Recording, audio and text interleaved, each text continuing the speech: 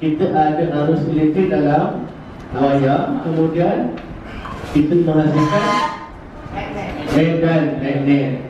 Okey, medan magnet. Maka kita ada 3 keadaan. Yang pertama, dalam satu wayar lurus. Yang kedua, dalam solenoid. Yang ketiga, gulung ataupun coil. Okey. Kemudian bagaimana kita nak menentukan arah medan magnet? Itu menggunakan hukum genggaman tangan kanan. Okey, maka dalam wayar lurus ke atas, maka dia punya arah medan dia kalau ke bawah. Okey, kalau dalam solenoid sama juga untuk genggaman tangan kanan. Ini menjadi apa? Pada ini arah arus dan menjadi arah medan magnet iaitu arah utara. Okey, dalam coil sama macam wayar lurus Jadi apa yang kita akan buat hari ini, okey, awak akan mengkaji, okey, awak akan melihat satu faktor yang mempengaruhi kekuatan medan magnet. Okey, kita ada 4. Okey, tapi awak akan cari satu. Kita akan buat satu sesi iaitu guided inquiry, yang mana saya akan bagi alatan dan juga bagi satu soalan. Maka awak akan menjawab soalan-soalan itu dan juga awak akan menjalankan eksperimen ataupun aktiviti dalam kumpulan. Okey, kemudian kita akan bertangkap hasilnya. Maka di situ awak akan buat satu lagi hubungan ataupun the number of turns. Then what between the number of solenoid and strap? Okay, number of solenoid. Number of solenoid lah. How does the number of turns of solenoid affect the? How does the number of solenoid?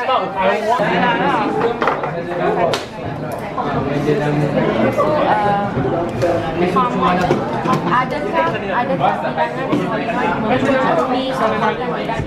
Nama solenoid medan magnet yang dihasilkan. apa yang betul balik?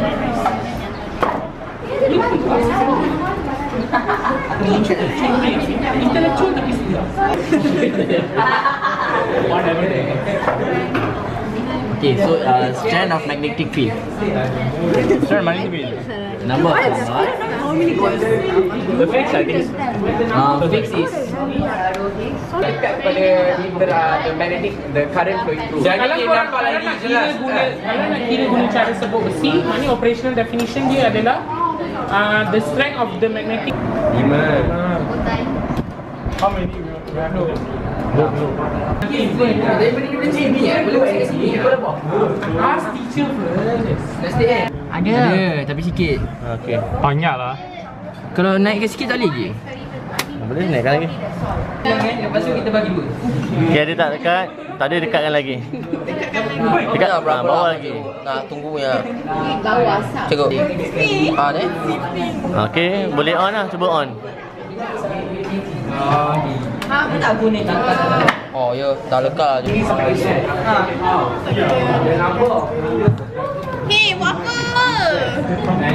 Ada asap? Oh.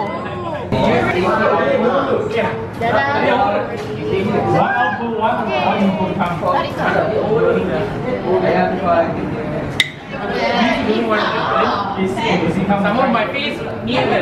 Sekarang kuasa ni 6, 7, 8, 9, 10, 11, 12, 13, 14, 15. Ni tertarik 15.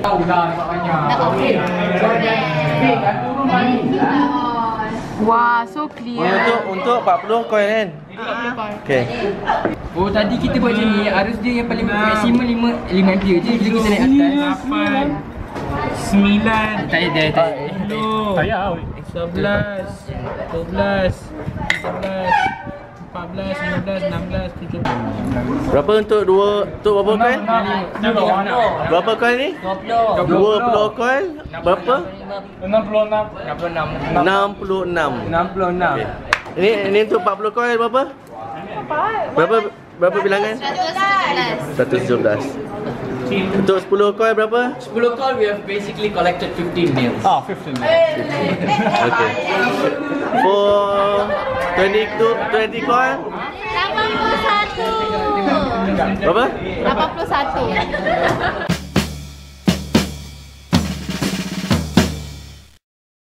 Bukan kan right now is the type of wire used. Okay, so semua menggunakan wire yang sama yang dibekalkan oleh cikgu. Next, what is the operational definition of the responding variable? In bracket, how do you measure the responding variable? Now, the strength of the magnetic field produced is determined by the number of needles attracted to the solenoid. Kita uji kekuatan medan magnet melalui cara menentukan berapa banyak jarum yang ditarik oleh keras besi tersebut. Gunakan 10 lilitan telah berjaya menarik 15 jarum. Yang menggunakan 20 lilitan telah berjaya menarik 66 jarum. Yang menggunakan 30 lilitan pada solenoid telah berjaya menarik 81. Okay. Dan akhir sekali, kumpulan yang menggunakan 40 lilitan telah berjaya menarik 117 jarum. Okay, so ini menunjukkan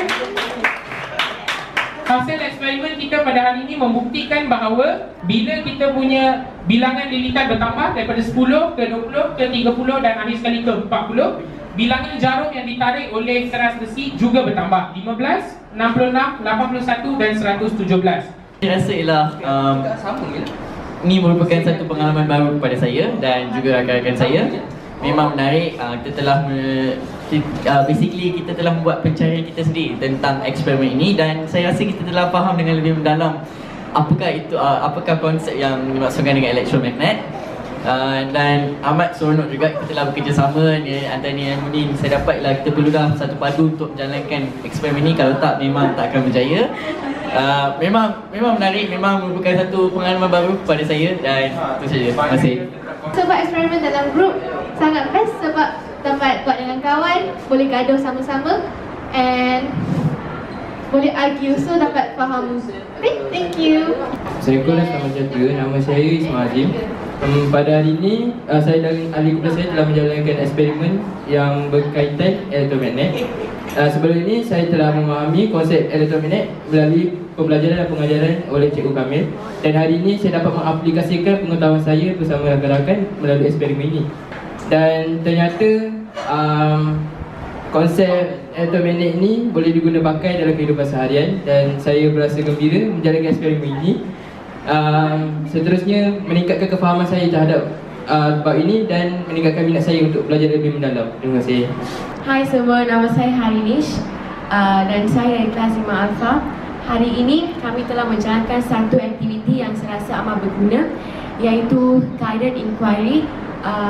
Cikgu kami telah pun memberikan radas dan bahan bagi sesuatu eksperimen dan saya dan juga ahli kumpulan saya perlu mencari eksperimen yang sebenarnya berdasarkan bahan dan radas yang diberi.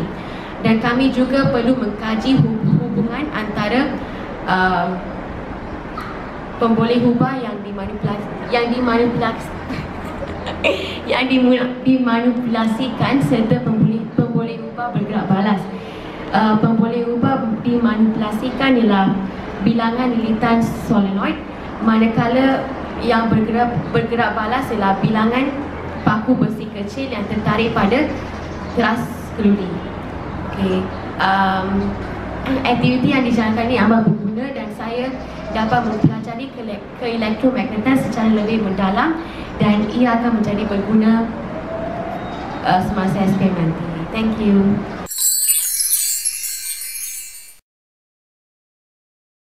Refleksi untuk aktiviti yang telah dijalankan, saya rasa aktiviti ini sangat baik di mana pelajar mempunyai kemahiran komunikasi. Mereka juga boleh meningkatkan kemahiran berfikir serta bertolak ansur di dalam kumpulan. Selain itu, kefahaman mereka lebih tinggi dan ingatan tentang ilmu yang dipelajari pada hari ini akan lebih bertahan lama kerana pelajar menjalankan aktiviti secara hands-on. Tetapi ada beberapa masalah yang dihadapi. Contohnya yang pertama, masa yang diambil agak panjang, di mana pelajar perlu menjalankan aktiviti perbincangan untuk menjawab central guidance question tu. Kemudian mereka perlu mengambil alat radas dan menyusun. Yang kedua, pembahagian kumpulan. Okey, apa yang saya dapati, terdapat kumpulan yang begitu aktif, tetapi ada juga kumpulan yang hanya mengikut ketua. Jadi kesilapannya ialah saya memberikan pelajar memilih kumpulan sendiri. Okey, di masa akan datang saya perlu memilih ahli kumpulan supaya kumpulan itu terdiri daripada ahli yang aktif dan juga mereka boleh menjalankan perbincangan yang lebih baik. Refleksi yang ketiga, perbincangan dan perbentangan hasil daripada aktiviti dijalankan adalah baik, di mana semua murid ataupun semua kumpulan berkongsi hasil yang mereka dapati di akhir aktiviti ini.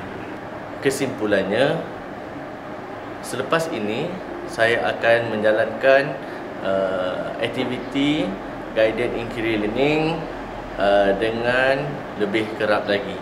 Harapan saya kepada guru-guru lain agar kita sentiasa berusaha untuk mempelbagaikan kaedah dan aktiviti supaya minat murid dapat dipertingkatkan dan juga kemahiran murid juga dapat diasah.